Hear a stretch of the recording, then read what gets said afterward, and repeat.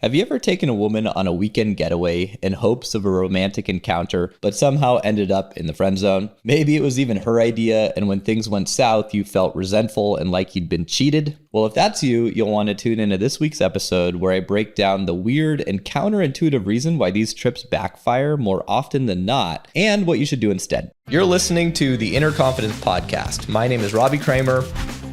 I've been a coach since 2007, and I've helped countless men rapidly achieve all of their social and dating goals. My mission is simple: to help you position yourself to meet stunning women, make awesome friends, en route to becoming the most confident and attractive version you can possibly be. I am obsessed with giving you the most leveraged ways possible to win the game, so stick around, let's go. If I had a nickel for every time a guy told me a sob story about how he went on a weekend getaway with a girl he was really excited about and didn't get laid, I'd be a rich man. Okay, maybe I wouldn't be super rich, but at least a few dollars richer, and that's a lot of nickels. A couple of nights ago, I spent 2 hours on the phone with a distraught client. Let's call him Chris. His real name is not Chris, but we'll call him that. And Chris met a really hot, call her a MILF and divorcee through a matchmaking service. Spoiler alert, I'm going to tell you later on the end of the episode why matchmaking services are mostly useless, so stay tuned for that. And the problem was Chris lives in California and this woman lives in Miami. And they were set up through the matchmaker. They had an amazing first date, which involved some making out. And then they saw each other again the next night, which involved a little bit more making out. He disregarded my advice, didn't follow the dating protocol, instead did like these long, fancy restaurants. And this woman, is very wealthy because she was married to a very, very rich man. And she has, a very high expectation of a lifestyle, but she was really cool. And he was really into her. So he didn't listen to my judgment, and he invited her on a romantic weekend getaway to Northern California in wine country. He was hoping that that would be the way that they finally sealed the deal sexually. So she shows up. He went for the kiss kind of immediately, to which she didn't reciprocate, kind of gave him the cheek. And they spent the next 3 days, 2 nights, having lots of getting to know you conversations, more expensive dinners, and no sex. And as you can imagine, he was quite distraught about this. And afterwards, he thought, well, I mean, why didn't she want to sleep with me? Like, what was going on? Maybe it was because I didn't buy her a first class ticket and I bought her economy plus, and she's used to flying first class. Like, was she trying to just be a gold digger? Like, he was totally befuddled about why they weren't sexually active. And it made it even worse. He totally caught feelings for her. And spending 3 days without sex just made him more frustrated and even more into her. And, this story is not unique. It's happened to almost every client I've ever worked with who's over the age of 30 and has the resources to fly a girl in. And it's happened to me a handful of times too before I learned the hard lesson. The worst one for me personally was a girl I met in Paris. We had an amazing night together. This was back in 2016. But she wouldn't really let it go beyond kissing and cuddling. She spent the night, but no sex happened. And, we stayed in touch over the next few weeks and decided that it would be fun to have her fly out for New Year's. I had some miles to use. So she came out to LA, and we decided to make it 10 days because, well, of course, like, why would you travel, halfway around the world for such a short period of time? And I had a trip planned with some good friends. Some of my cousins were going as well. And I didn't really consider the consequences. The day she arrived, she was standoffish. She wouldn't kiss me. Then she started talking about how she's not fully separated from her ex-boyfriend, Jacques.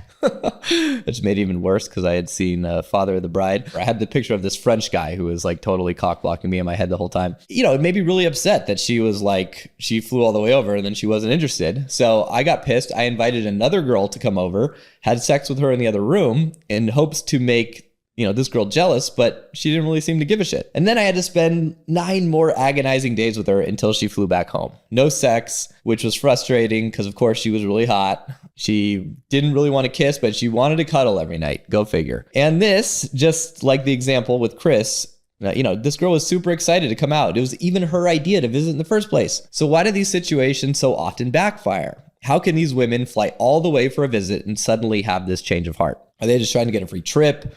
Is it some sort of weird gold digging agenda? So let's really dive in and unpack this so you never have to suffer this fate, which is obviously a massive blow to your ego, big expense, and a waste of your time. So when it comes to seeing a long distance girl again, after a promising first encounter, you have 4 options. The first option is to accept an invitation to stay with her at her place if she invites you. Option 2 is meet her somewhere for a getaway. Option 3 is fly her in to stay with you. And option 4 is casually hit her up when you're back in the city and try to just schedule another date. For the love of God, never agree to option 1. Never. Which is accept an invitation to stay with her. Even if you've had sex a couple times. This wouldn't be a big deal if you had sex many, many times, but anything really less than like 10, and you're going to end up in a really bad spot with her likely losing all interest in you. The reason being is that you force her into the masculine frame when she is hosting you. She's going to feel obligated to entertain you, to take care of stuff, to make the decisions on where to go, what to do, when to do it. And this is the masculine frame. And I've personally lost a couple girls by making this mistake. And I've seen countless clients and friends suffer the same defeat. The worst thing I've ever seen was a guy I knew in Israel. He met this girl on a birthright trip that I went on. And they were hooking up the entire trip. Everything was all good. She invited him to come and stay with her in Chicago. And after he left a week later, in the group chat, she started talking about how he sucks in bed and he has a small dick and he's such a loser, and she had to show him around and she couldn't wait to get rid of him. And, obviously the sex was good in Israel. They were having sex. No problems with the size of the penis there. But that's what happens when you make a woman into, when you put her in that masculine frame and you make her make all the decisions. She loses interest. So let's discuss option 2, which is meet her somewhere for a getaway. And this is obviously the thing that happened with Chris. And if you've already had sex, this is a decent option, but if you haven't, it's really, really dangerous. The reason why trips fail is due to the feeling of obligation. When you're planning the trip, it all seems good and fun, exciting, but the problem doesn't rear its ugly head until it's too late. It happens right when she arrives, and she's overcome with this feeling of obligation and pressure to be sexual. She knows how much you're investing to make it happen. Even if it's not expensive, that doesn't matter. It's the time investment that really matters. And now she's stuck with you for however many days, and if she doesn't put out, she's going to feel like she let you down and disappointed you, and that's an icky feeling. In fact, it's so icky that she will lose all desire to be intimate with you at all. And obligation is the lethal killer of desire. Let me repeat that. Obligation is the lethal killer of desire. When you guys met the first time, there wasn't any pressure, no obligation, just 2 people connecting, having fun. Of course, you want to continue the good times, so you schedule the trip, but then she shows up, she's kind of transported to this other headspace, and she can't get out of it. There's basically nothing you can do at that point. You're both trapped and you have to serve that time together. Obviously, if you've already slept together, there's no pressure, and these sorts of trips can be a ton of fun. So if you're dead set on doing something like this, you can be successful, but you need to go way out of your way to minimize any feelings of obligation. So I would offer to stay in a separate room. I'll say, hey, you can take the room, I'm gonna take the couch, so she doesn't feel pressured based on the sleeping arrangements. And obviously that won't actually matter once you reestablish the physical intimacy. You're making out, things are escalating later that night when you guys get there. But most importantly, I would really check to see if she's qualified enough to do it in the first place. If you really believe that you will sleep with her, it's going to be a self-fulfilling prophecy. But if you don't, that will also be self-fulfilling. So ask yourself, how far is she along that attraction ladder? Is she super flirtatious? Is she kind of using sexual innuendo over text? If you believe it's on, you're probably good. But if you're questionable like Chris was, probably ain't. And if she's not, then you really, you're running the risk of spending a few days sexless. And if sex doesn't happen on that trip, you're never going to see her again. The friend zone text always ensues. Let's discuss option 3 next, which is flying her to you. This is by far the best option if someone needs to fly somewhere. You'll be the host, you'll make all the decisions, you'll be commanding the correct masculine frame. You can offer to have her stay in the guest room and do all the things to minimize pressure or obligation if she's getting the sense, or if you're getting the sense she's feeling any. This is no different than home court advantage in Major League Sports. The home team has a significant edge over the visiting team. The last option is to forego a trip entirely, which is the safest and best option by far. Remember, the challenge of dating a remote woman is that it will require some sort of traveling to even see each other.